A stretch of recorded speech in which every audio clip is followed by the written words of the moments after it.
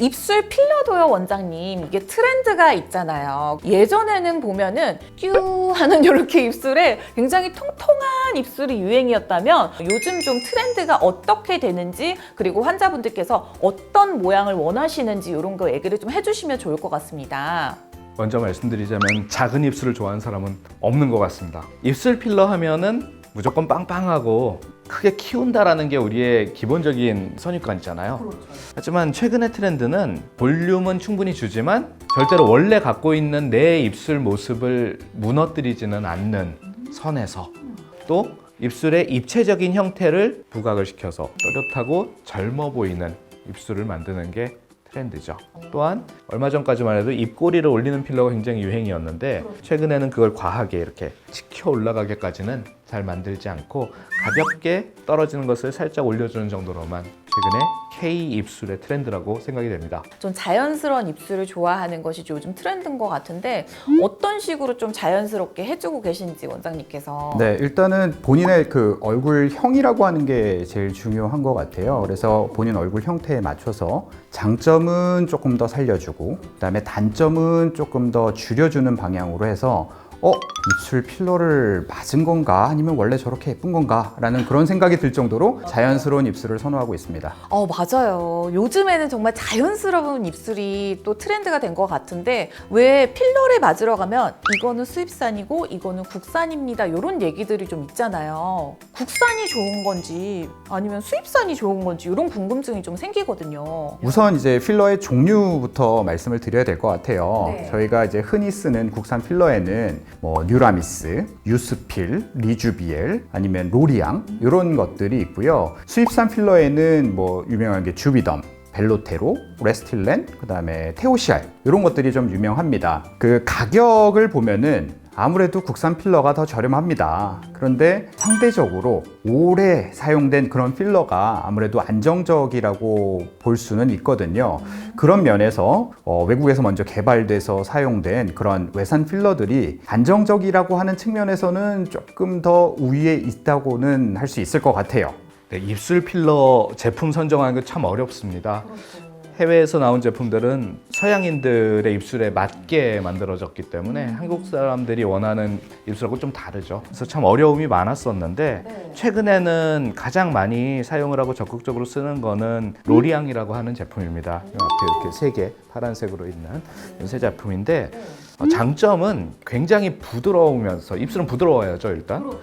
필러 자체는 매우 부드러운데 응집력이 좋아서 받쳐주는 힘이 좋아요. 그래서 특성상 입술의 모양을 잘 유지한다라는 거. 그리고 또 한 가지는 입술의 입체적인 모양을 만들어주는 데 굉장히 도움이 됩니다. 쉽게 얘기해서 윗입술 리프팅이 됩니다. 그 부분 리프팅이 되면 상당히 젊고 매력적으로 보이거든요. 외산 제품으로 얘기를 하자면 레스틸린이나 주비덤 같은 제품과 벨로테로와 같은 제품의 장점만을 좀 모아놓은 것에 가깝다 할까? 그런 특징이 있습니다. 지속기간이 그래서 좀 다른 필러들보다는 입술에 썼을 때 긴 편이고, 무엇보다 또 그 제품 자체가 뭐 이물 반응이라든지 염증 반응 같은 것들을 잘 안 일으키는 굉장히 좀 깔끔하게 만든 제품이라서 최근에 선호하고 있습니다. 궁금해하시는 부분 중에 또 하나가 입술 비대칭에 대해서 좀 고민하시는 분들이 좀 계신 것 같아서 이 입술 필러로도 좀 교정이 가능할까요, 원장님? 입술 비대칭은 거의 필러 상담하시는 분들이 말씀을 거의 하세요. 크던 작던 간에 나이가 들면서 입술의 비대칭은 다 갖고 있거든요, 사람들이. 그런데 생각을 해보면 입술만 모양이 다른 게 아닙니다. 그냥 얼굴 하관에 비대칭이 있으면서 입술 비대칭이 같이 발생을 한 거거든요. 이게 떠 있는 구조니까 매우 흔함에도 불구하고 교정을 하는 게 어렵습니다. 각도 자체를, 틀어져 있는 얼굴의 각도를 필러로 바꿀 수는 없으니까. 그래서 사실은 입술 필러로 입술의 비대칭을 교정을 하는 거는 매우 어렵다라고 말씀드릴 수는 있겠습니다만 입술 필러를 많이 하신 분들, 필러 시술의 경험이 많으신 분들은 다 방법이 있습니다. 이도영 원장님 뭐 특별히 입술 비대칭으로 오신 분들 어떤 식으로 접근하고 계신지 간단하게 설명을 좀. 이 입술 필러라고 하는 것 자체가 어떻게 보면은 그 입꼬리의 위치나 이런 것 자체를 바꾸는 그런 시술은 아닙니다. 우리 소위 말하는 입꼬리 필러라고 하는 것도 이 입꼬리에 있는 이 부분에 필러를 넣어줘서 입술이 앞쪽으로 조금 말리고 그 다음에 얘가 눌리니까 위쪽으로 끝이 가는 것 같은 그런 느낌을 주는 거거든요. 그러니까 어떻게 보면 약간 그렇게 보이게 만들어주는 거예요. 입술 필러로 비대칭을 교정하는 게 쉽지는 않지만 그 비대칭 교정이 간절하신 분들께는 들어갈 때는 들어가고 그다음에 나올 때는 나오게 해서 균형을 맞춰줘서 그런 비대칭이 조금 적어 보이게 착시 효과를 주는 그런 거라고 보시면 될 것 같고, 그 입술 비대칭이나 이런 것들을 교정을 할 때는 굉장히 섬세한 터치가 필요합니다. 특히나 노리앙처럼 부드러우면서도 적절한 탄성을 가지고 있는 필러들을 사용을 하면은 굉장히 좀 크게 도움이 되는 것 같습니다. 그걸로 논문도 썼잖아. 그렇죠. 최근에. 그리고 그 다음으로 또 궁금한 게 있어요, 원장님. 아무래도 이 필러를 맞게 되면 예쁜 입술을 내가 갖게 됐는데 유지 기간은 또 어떻게 되는지. 리터치를 해야 된다고 하잖아요, 오래 유지를 하려면. 근데 이 리터치를 언제 도대체 해야 되는지 이런 궁금증이 또 있어요, 원장님. 지속 기간을 늘리고 싶으면 일단 첫 3개월 동안은 최대한 모양을 잘 잡아주는 제품을 사용을 해서 시술을 하고 3달이 되면은 어떤 필러든 입술에서는 어느 정도 무너집니다. 그때 리터치를 소량을 해주면 상당히 좋은 모습을 길게 가져갈 수 있어요. 그게 하나의 다른 부위와 다른 입술 필러 시술의 리터치 시술 기간을 다른 필러들보다 좀 길게 3개월 후로 잡는 게 유리한 이유 중에 하나죠. 그런데 사람마다 좀 이게 좀 차이가 있잖아요. 누구는 너무 금세 빠졌다 이런 친구들도 있거든요. 사람마다 좀 차이가 있을까요? 그렇죠. 일단은 사람마다 입술 모양 다 다르잖아요. 그렇죠. 말을 많이 하시는 분도 있고 빨대를 많이 쓰시는 분들도 계실 거고, 그 다음에 뽀뽀를 많이 하시는 분들도 계실 거고, 네.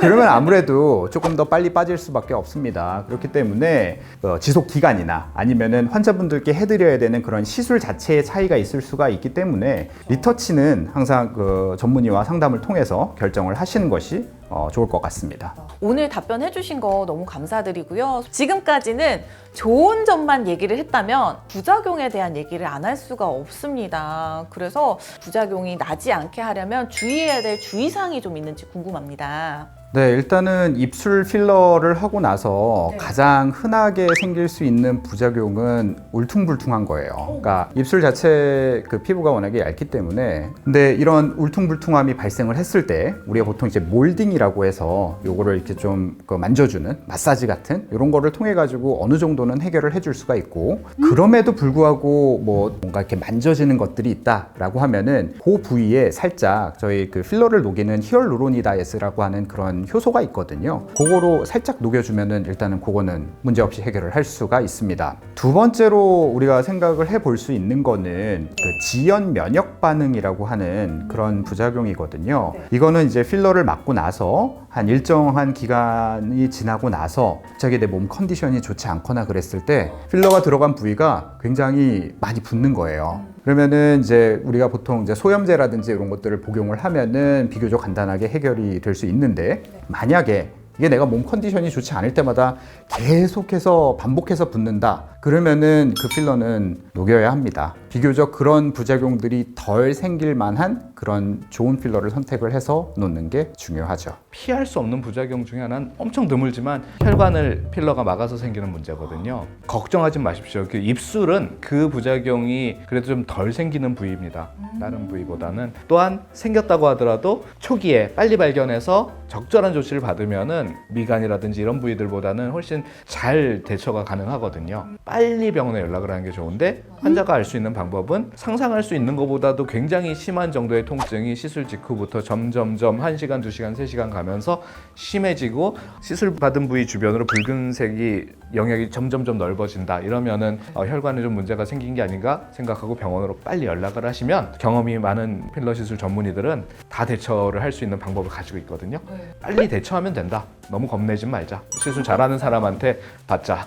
네, 생각하시면 될 것 같습니다. 주의사항으로 그런 얘기 많이 하시잖아요. 술, 담배 하지 말아라. 하면 안 되죠? 안 되죠. 상식입니다. 상식이죠. 외부에서 들어온 물질이잖아요. 그러면은 얘네가 우리 주변 조직과 잘 동화가 되기 위한 그런 시간이 조금 필요합니다. 그리고 그때까지는 염증이 생기면 안 돼요. 과도한 음주, 술, 담배, 그 다음에 엄청 뜨거운 사우나, 이런 것들은 조금 피해 주시는 게 좋습니다. 그리고 원장님, 요 헬스 좋아하시는 분들은 요 운동을 또 하지 말라고 하더라고요. 중요한 건 사실 술, 담배 이런 거보다 더 중요한 건 입술에 압박을 가하는 거예요.